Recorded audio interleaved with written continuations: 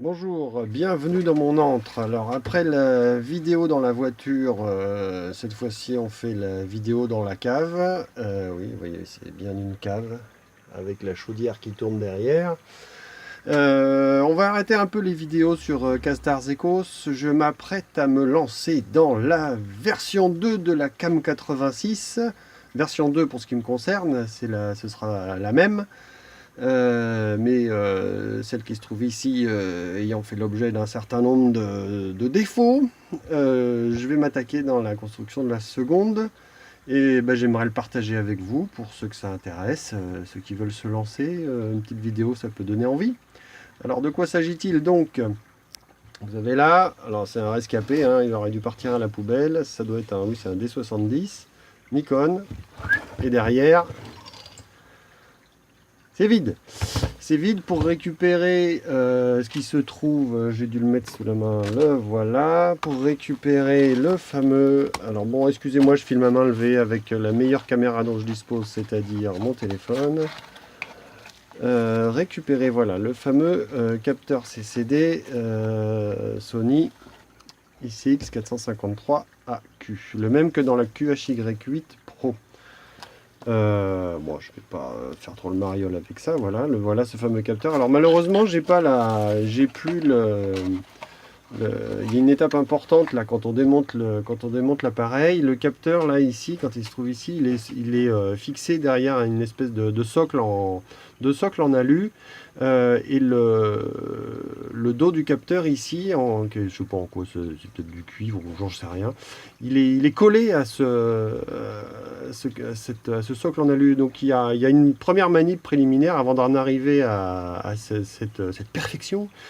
Une étape préliminaire qui consiste à le décoller en le faisant plonger pendant 3-4 jours dans une substance qui s'appelle du DMSO. On trouve quelques vidéos de gens qui l'ont fait, je crois, sur internet. Bon, je pourrais filer quelques références. Voilà. Donc qu'est-ce qu'on a? Un petit CCD là qu'on a récupéré dans un vieux zinzin qui coûte peut-être bien 30 ou 40 euros quand on suit de près le bon coin. 40 euros, un capteur. Voilà, j'en ai deux, vous avez vu. Que faut-il ensuite? Il faut ce fameux PCB. Alors bon là j'en ai deux. Ça se fait fabriquer par 10. C'est tout petit. Vous voyez, alors, attendez, regardez. Voilà. Ça fait voilà, même pas une dizaine de centimètres. C'est vraiment tout petit. Pile face. Je vais en parler un petit peu plus en détail. Et ce sont des composants qu'on appelle CMS. Je vais montrer un peu le ventre là de celle que j'ai fabriquée l'hiver dernier. D'abord, avant tout, pour montrer le niveau du machin quand même. Moi, je suis pas hyper fort en mécanique, vous allez voir. Et du coup, mon message, ça va être là pour ce soir de dire attention, monter la carte, c'est assez facile finalement, même si ça nécessite pas mal de connaissances et un bon coup de main. Je vais pas me mettre je vais pas m'envoyer des fleurs, mais bon voilà. Donc la carte se trouve là-dedans, plantée au fond là, et après le truc compliqué, c'est de faire le boîtier et de faire tout ce qui s'arrange autour. Le doigt froid là ici en cuivre, on le voit ici comme ça.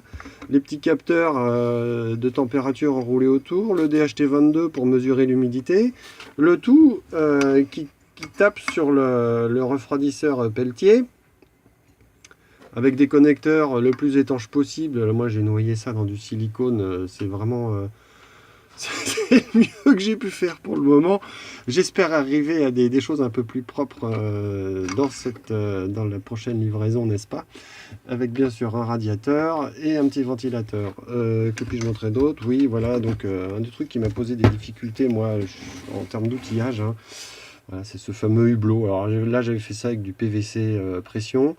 Je croyais que c'était pas mal, mais en fait finalement c'est pas terrible parce que ça tient pas et la caméra tombe dans l'herbe et après elle se casse. Alors, on va la garder comme un brouillon et un exemple à suivre ou pas, j'en sais rien. Voilà, donc qu'est-ce qu'il faut pour ces fameux CMS? Avant tout, il faut beaucoup de patience. Moi, bon, je connaissais pas au début l'année dernière, hein, je me suis lancé là-dedans sans trop savoir si j'allais arriver au bout. Alors, il faut de la patience, un petit peu de méticulosité, et il faut surtout une loupe. Et une autre loupe. Et encore une loupe. Et alors moi j'aime bien cet appareil. Une station à souder, c'est pas forcément indispensable, mais ça facilite bien la vie. C'est quand même beaucoup plus pratique. Je sais pas combien de temps j'aurais jamais dû me passer de cet appareil depuis que je l'ai. C'est vraiment formidable. Ça chauffe tout de suite. La température est réglable. Et c'est d'une stabilité, ça n'a vraiment rien à voir avec les petits fers à souder qui se branchent directement sur le secteur. C'est pas indispensable, mais c'est vraiment très très bien. Ça coûte pas très cher, ça doit valoir une centaine d'euros. Celui-ci aussi, c'est pareil, c'est pas indispensable. C'est une station à air chaud, ça souffle de l'air chaud. Pour le soudage des CMS, c'est pas mal aussi. C'est pas indispensable, mais pareil, je pourrais plus m'en passer. Je m'en sers tout le temps pour chauffer des trucs. En particulier les gaines thermorétractables, c'est très très pratique. La soudure des CMS, comment ça se passe? En fait, il faut travailler de cette façon-là. Enfin, Moi, je vais vous montrer un petit peu ma façon de faire. Hein. J'ai pas la prétention de, de tout savoir, mais bon, voilà. En gros, ce qui vient, c'est d'avoir ce truc-là, un étau un peu lourd. Ça, c'est un étau à fraiseuse. On fixe le PCB dedans, et comme ça, il bouge plus. Et on a ces deux mains pour pouvoir venir, parce que c'est ça le secret, positionner tous les composants très précisément à l'aide des loupes. Alors, je ne vais pas vous montrer le montage complet, mais le dispositif. Positionner les trucs les uns derrière les autres. Donc, ce qui est pénible, c'est de pas d'avoir le machin qui bouge. Là, vous voyez, là, rien que pour montrer, donc ça va pas bien marcher. Mais il vaut mieux que ce soit bien solidement, que ce soit stable. Voilà. Bon. Et comment ça se passe les CMS? Alors on dit CMS ou SMD en fonction de si on le dit en français ou en anglais. L'idée, alors on peut le faire à la traditionnelle, c'est-à-dire avec en amenant oh là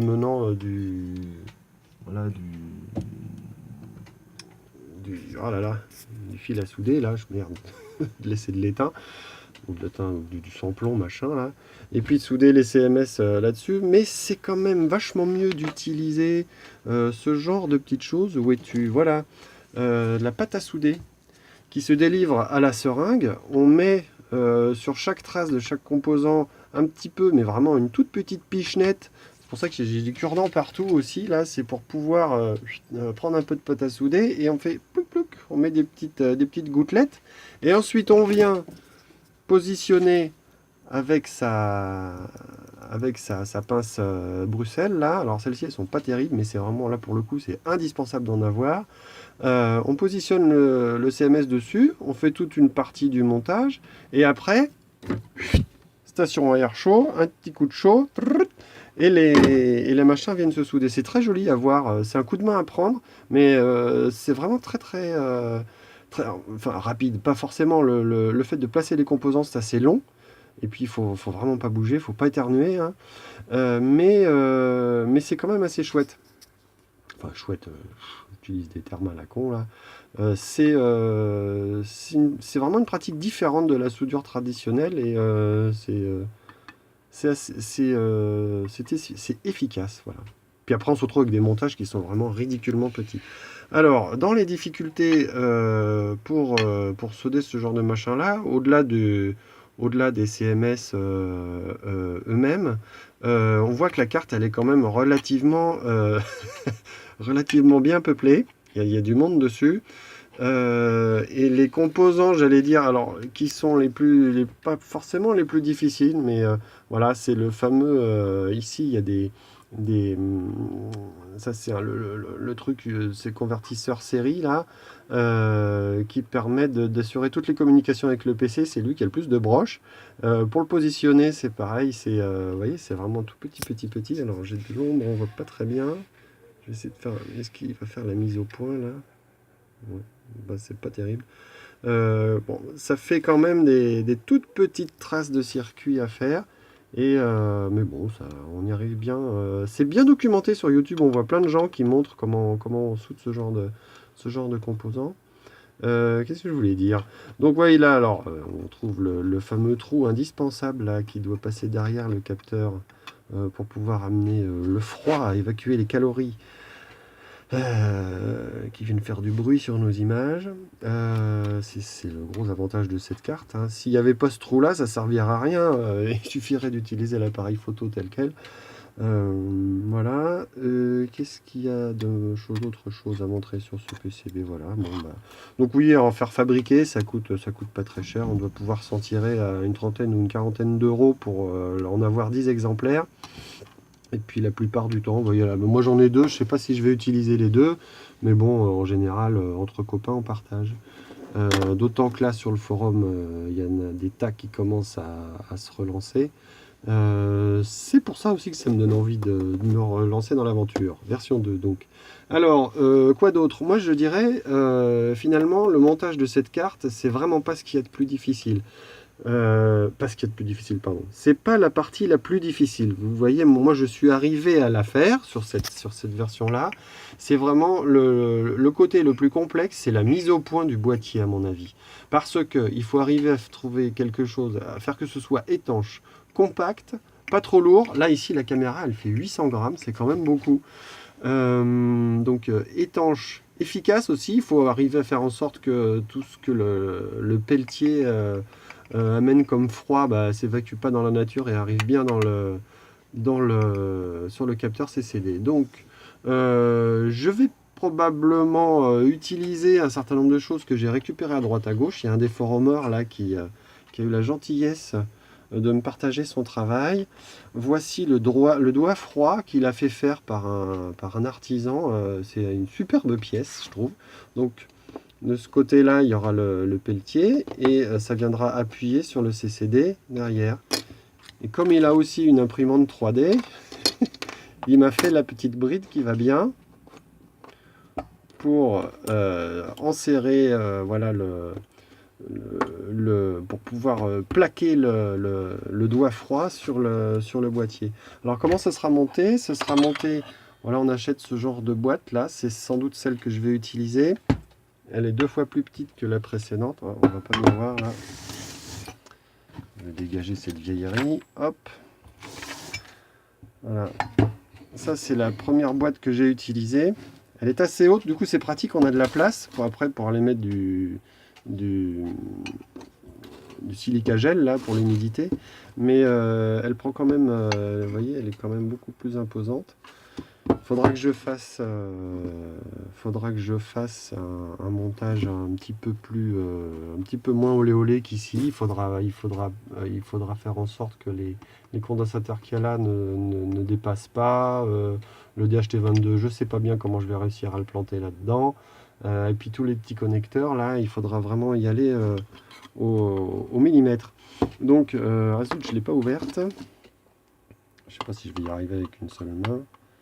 Bon, je montre avec ça. Voilà, l'idée c'est que le doigt ici sera fixé au fond du boîtier comme ceci,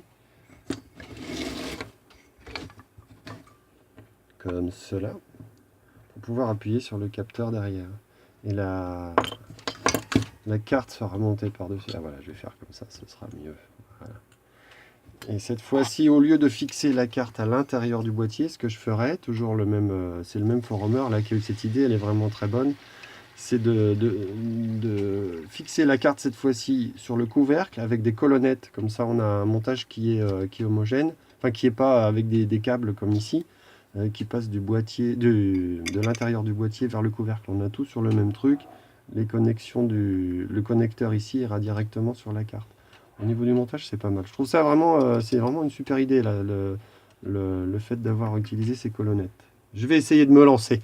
Après, ensuite, donc, qu'est-ce qu'il faut? Bon, bah, donc, on fait les trous qui vont bien là-dessus. Un gros trou pour laisser passer la lumière. Ici, probablement, je sais pas si je ferai un trou pour le pelletier ou pas, ou si je me connecterai directement sur le boîtier. Il faut que je trouve un radiateur. Celui-là, il est un peu gros.